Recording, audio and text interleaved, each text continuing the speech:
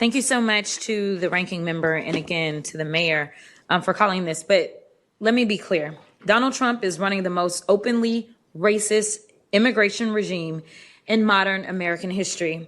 I've said it once and I'll say it again. Donald Trump's mass deportation system makes me think of what a modern day slave patrol would look like. Slave patrols were armed groups empowered by the government to control, intimidate, and terrorize people solely based on color. That's what's happening now. Donald Trump is sending mass agents without warrants into communities of color to terrorize the people who live there. And the reason that I want to make sure that I draw out this link, because we heard Maxine say that Black and brown is coming together.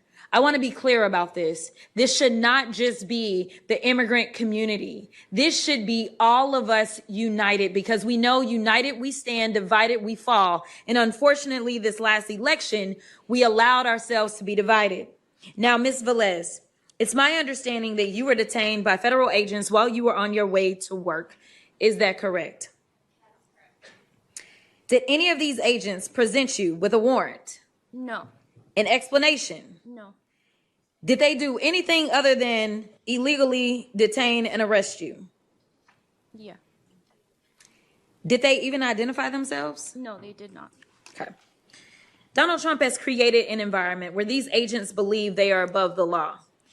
And one of the things that the ranking member just said was that there's a level of dehumanization.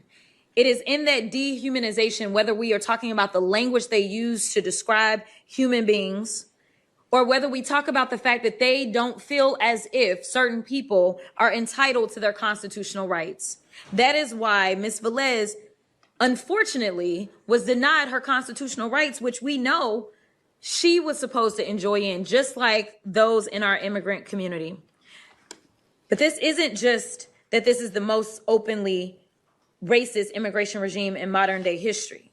It is also the most violent and deadly immigration regime in decades. More people have died this year in ISIS custody than in any year since the early 2000s, and the year is not over.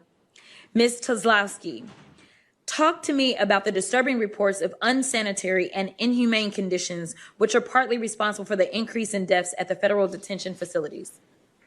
The conditions that we see in the federal detention centers, from holding facilities to facilities across the country, are absolutely deplorable. They are deadly, as you have pointed out.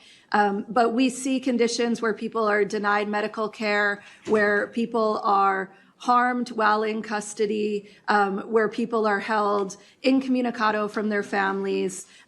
What we are seeing right now are the most horrific conditions, and they are simply designed to get people to give up on their cases. They're intentionally cruel, being kept away from their families. In some cases, we've seen people in the midst of chemotherapy treatments, people on dialysis who are being held in conditions where they don't have access to bathrooms, where they're given rotten food, where they're in places that are so crowded, rooms that are meant for just a dozen people with 60 people in them, that they can't even lay down despite their delicate medical conditions. Thank you so much.